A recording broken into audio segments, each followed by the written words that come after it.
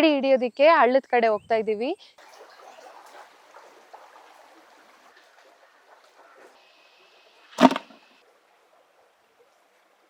ಇದೆ ನೋಡಿ ಕಲ್ಲೇಡಿ.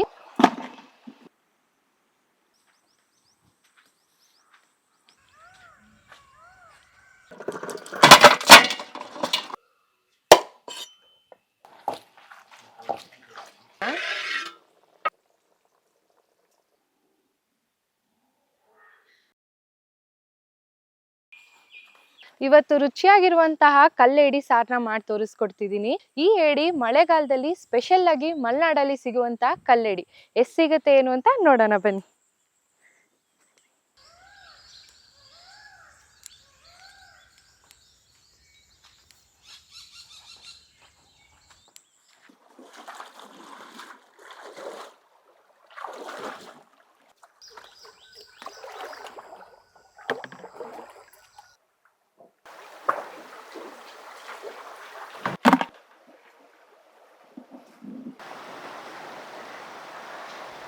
ತುಂಬ ತರಹ ಏಡಿಗಳಿರುತ್ತೆ. ಈ ಏಡಿಗಳು ಸಾಮಾನ್ಯವಾಗಿ ಕಲ್ಲಡೆಗಿರುತ್ತೆ, ಅದಕ್ಕೆ ಇದನ್ನು ಕಲ್ಲೇಡಿ ಅಂತ ಅಂತೀವಿ.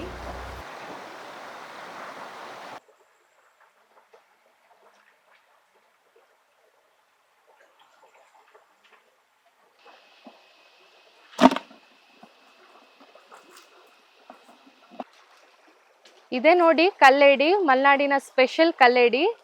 ಇದರಲ್ಲೇ ನಾನು ಸೂಪರ್ ಟೇಸ್ಟಿ ಆಗಿರುವಂತ ಸಾರನ್ನ ರೆಸಿಪಿ ತೋರಿಸ್ಕೊಡ್ತೀನಿ.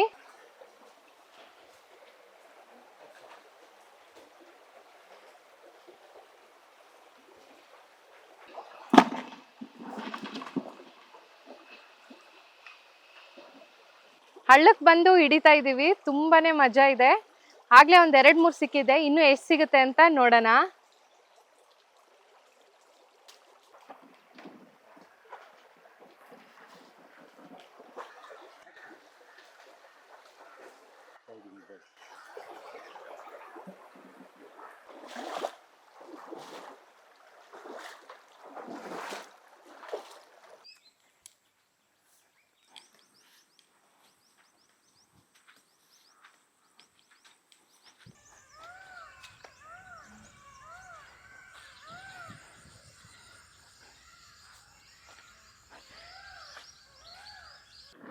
ನೋಡಿ ಒಂದು 3 kg ಅಷ್ಟು ಏಡಿ ಸಿಕ್ಕಿದೆ.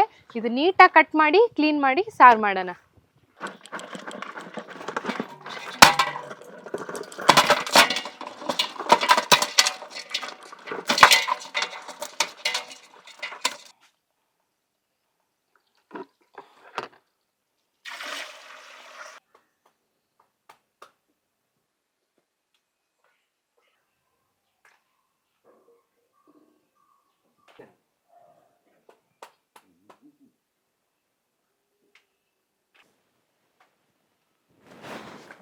ಇಲ್ಲಿ ನಾನು ಏಡಿ ಕೊಂಬನ್ನ 2 ಪೀಸಸ್ ಆಗಿ ಕಟ್ ಮಾಡ್ಕೊತಾ ಇದ್ದೀನಿ.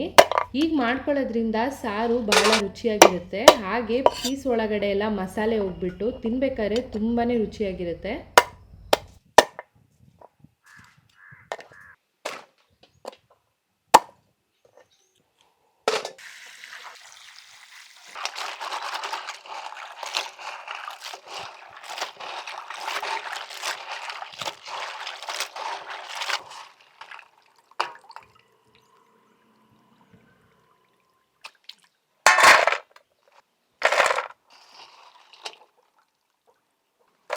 ನಾನಿಲ್ಲಿ ಏಡಿ ಸಾರು ಮಾಡೋದಕ್ಕೆ ಈ ಮಸಾಲೆಗಳನ್ನ ಡ್ರೈ ರೋಸ್ಟ್ ಮಾಡಿ ರುಬ್ಕೋತೀನಿ.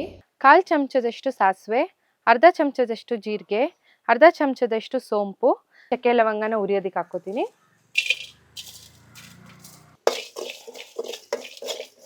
ಒಂದು 3 ಸ್ಪೂನ್ ಅಷ್ಟು ಧನಿಯಾ ಕಾಳು, 20 ಗ್ರಾಮ್ ಅಷ್ಟು ಗುಂಟೂರು ಮೆಣಸಿನ್ಕಾಯಿ ಮತ್ತು 30 ಗ್ರಾಮ್ ಅಷ್ಟು ಬ್ಯಾಡಗೆ ಮೆಣಸಿನ್ಕಾಯಿ, ಎರಡೂ ಸೇರಿ 50 ಗ್ರಾಮ್ ಅಷ್ಟು ಒಣಮೆಣಸಿನ್ಕಾಯಿ.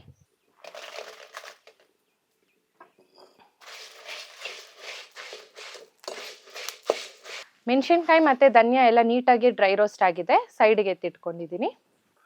ಇವಾಗ ಅದೇ ಪ್ಯಾನಿಗೆ ಒಂದು ಅರ್ಧ ಚೌಟಷ್ಟು ಎಣ್ಣೆ ಸೇರಿಸ್ಕೊತೀನಿ. 3 ಗಡ್ಡೆಯಷ್ಟು ಬೆಳ್ಳುಳ್ಳಿ ಮತ್ತು 2 ಇಂಚಷ್ಟು ಶುಂಠಿ,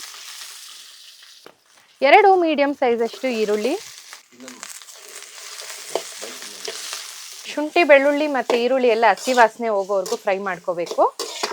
ಈರುಳ್ಳಿ ಸ್ವಲ್ಪ ಕಲರ್ ಚೇಂಜ್ ಆಗಬೇಕು, ಟ್ರಾನ್ಸ್ಲೂಯೆನ್ಸ್ ಆಗಬೇಕು. ಇದು ಫ್ರೈ ಆಗಿದೆ. ಇವಾಗ ನಾನು ಇದಕ್ಕೇನೆ 1 ಕಪ್ ಕಾಯಿ ತುರಿ ಮತ್ತು ಟೊಮೆಟೊ ಮತ್ತು 1 ಕಪ್ ಅಷ್ಟು ಕೊತ್ತಂಬರಿ ಸೊಪ್ಪು, 1 ಸ್ಪೂನ್ ಅಷ್ಟು ಅರಿಶಿನ ಪುಡಿ.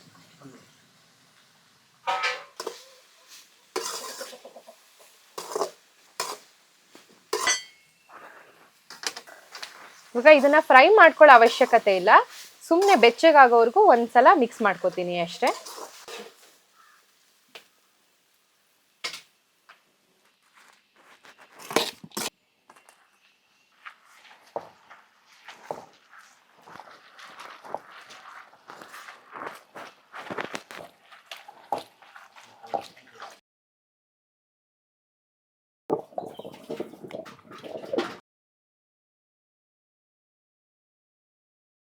ಮಾಡಿ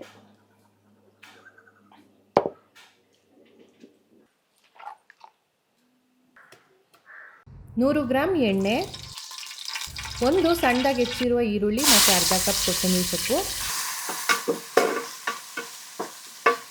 6 ಹಸಿಮೆಣಸಿನ್ಕಾಯಿ, ಹುರಿದು ರುಬ್ಕೊಂಡಿರೋ ಮಸಾಲಾನ ಸೇರಿಸ್ಕೊತೀನಿ. ಮಸಾಲಾನ ಕೈ ಬಿಡದೆ ತಿರುಗ್ತಾ ಇರಬೇಕು, ಇಲ್ಲಾಂದರೆ ತಳ ಅಂಟ್ಬಿಡುತ್ತೆ. ಮಸಾಲೆ ಹಸಿ ವಾಸನೆ ಹೋಗಿ ಕುದಿ ಬಂದಿದೆ. ಇವಾಗ ರುಚಿಗೆ ತಕ್ಕಷ್ಟು ಉಪ್ಪನ್ನ ಸೇರಿಸ್ಕೊತೀನಿ. 1 ಬೌಲ್ ಹುಣಸೆ ಹಣ್ಣಿನ ರಸ, ಇದಕ್ಕೆ 2 ಗ್ಲಾಸ್ ಅಷ್ಟು ನೀರನ್ನ ಸೇರಿಸ್ಕೊತೀನಿ.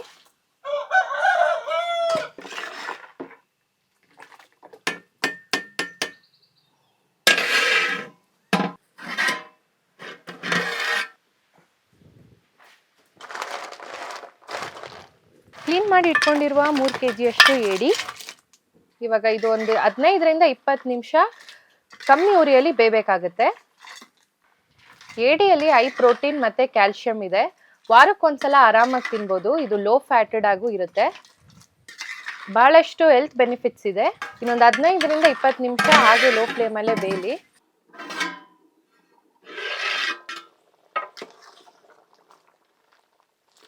ಏಡಿ ಅಂತೂ ಪರ್ಫೆಕ್ಟ್ ಆಗಿ ಬೆಂದಿದೆ. ಇವಾಗ ಟೇಸ್ಟ್ ಹೇಗಾಗಿದೆ ಅಂತ ನಾನು ಟೇಸ್ಟ್ ಮಾಡ್ಬಿಟ್ಟು ಹೇಳ್ತೀನಿ. ಸ್ವಲ್ಪ ಕೊತ್ತಂಬರಿ ಸೊಪ್ಪನ್ನ ಗಾರ್ನಿಶಿಗೆ ಹಾಕ್ತೀನಿ. ಏಡಿ ಸಾರಿಗೆ ಕಾಂಬಿನೇಷನ್ ಆಗಿ ನಾನಿವತ್ತು ಅಕ್ಕಿ ರೊಟ್ಟಿ ಮಾಡ್ಕೊಂಡಿದ್ದೀನಿ. ಅಕ್ಕಿ ರೊಟ್ಟಿ ಜೊತೆ ಬಿಸಿ ಬಿಸಿ ಏಡಿ ಸಾಂಬಾರ್ ತುಂಬಾನೇ ಚೆನ್ನಾಗಿದೆ. ಉಪ್ಪು ಖಾರ ಹುಳಿ ಎಲ್ಲ ಪರ್ಫೆಕ್ಟ್ ಆಗಿ ಹತ್ತಿದೆ.